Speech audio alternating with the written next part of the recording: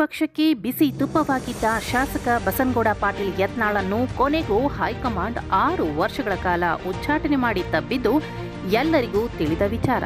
ಆದರೆ ಈಗ ಯತ್ನಾಳ್ ದಾರಿ ಮತ್ತೆ ಯೂಟರ್ನ್ ಹೊಡಿತಾ ಎಂಬ ಅನುಮಾನ ಎದ್ದಿದೆ. ಯಾಕಂದ್ರೆ ಈಗ ಸ್ಥಳೀಯ ಚುನಾವಣೆಗಳು ಬರುವ ಸಮಯ. ಈ ಹೊತ್ತಲ್ಲಿ ಯತ್ನಾಳ್ ನಡೆಯಲ್ಲಿ ಕಂಡುಬಂದ ಕೆಲವು ಬದಲಾವಣೆಗಳು ಆಗಿವೆ. ಮಾಜಿ ಸಿಎಂ ಬಿಎಸ್ ಯಡಿಯೂರಪ್ಪ ಹಾಗೂ ಬಿಜೆಪಿ ರಾಜ್ಯಾಧ್ಯಕ್ಷ ಬಿವೈ ವಿಜಯೇಂದ್ರ ಹಾಗೂ ಪಕ್ಷದ ಬಗ್ಗೆ ನಾಲಿಗೆ ಹರಿಬಿಡುವ ಯತ್ನಾಳ್ ಅವರಿಗೆ ಉಚ್ಚಾಟನೆ ಒಂದೇ ಅಸ್ತ್ರ ಎಂದು ಹೈಕಮಾಂಡ್ ಅಂದಾಜಿಸಿತ್ತು. ಇದರಂತೆ ಪಕ್ಷದಿಂದ ಹೊರಬಂದ ಯತ್ನಾಳ್ ಹಾಗಂತ ಪಕ್ಷದ ವಿರುದ್ಧ ಹೇಳಿಕೆ ನೀಡುವುದನ್ನು ಕಡಿಮೆ ಮಾಡಿರಲಿಲ್ಲ. ಅವರು ಅಹಂನಿಂದ ನಾನು ಯಾವ ಮನವಿ ಮತ್ತೆ ಮಾಡಿಕೊಳ್ಳಲ್ಲ, ಪಕ್ಷವೇ ನನಗೆ ಆಹ್ವಾನ ನೀಡುತ್ತದೆ ನೋಡುತ್ತೀರಿ ಎನ್ನುತ್ತಾ ಹೊಸ ಪಕ್ಷ ಕಟ್ಟುವ ಬಗ್ಗೆ ಕೂಡ ಇಂಗಿತವನ್ನು ವ್ಯಕ್ತಪಡಿಸಿದ್ರು. ಆದರೆ ಈಗ ಬಸನಗೌಡ ಪಾಟೀಲ್ ಯತ್ನಾಳ್ ಪರಿಪರಿಯಾಗಿ ಹೈಕಮಾಂಡ್ಗೆ ಮನವಿ ಮಾಡುತ್ತಿದ್ದಾರೆ ಎನ್ನಲಾಗುತ್ತಿದೆ.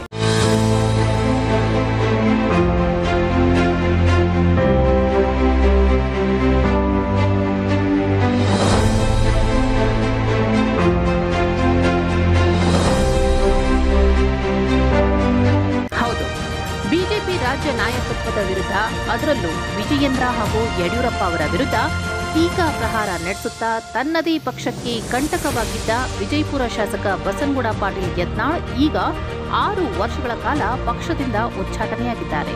ಆದರೆ ಈಗ ಯತ್ನಾಳ್ ತಮ್ಮನ್ನು ಮತ್ತೆ ಪಕ್ಷಕ್ಕೆ ಸೇರಿಸಿಕೊಳ್ಳಿ ಎಂದು ಪತ್ರ ಬರೆದಿದ್ದಾರೆ ಎನ್ನಲಾಗುತ್ತಿದೆ.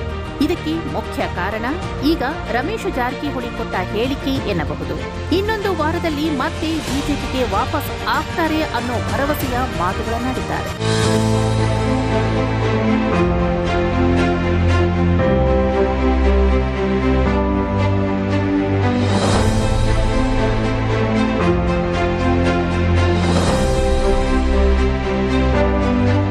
ಇನ್ನೊಂದು ಮಾಹಿತಿ ಪ್ರಕಾರ ಯತ್ನಾಳ್ ಅವರು ರೆಬೆಲ್ ನಾಯಕರ ಒತ್ತಾಯಕ್ಕೆ ಮಣಿದು ಬೆಂಗಳೂರಿನಲ್ಲಿ ಸಭೆ ಮಾಡಿದ್ದಾರೆ ಎನ್ನಲಾಗುತ್ತಿದೆ.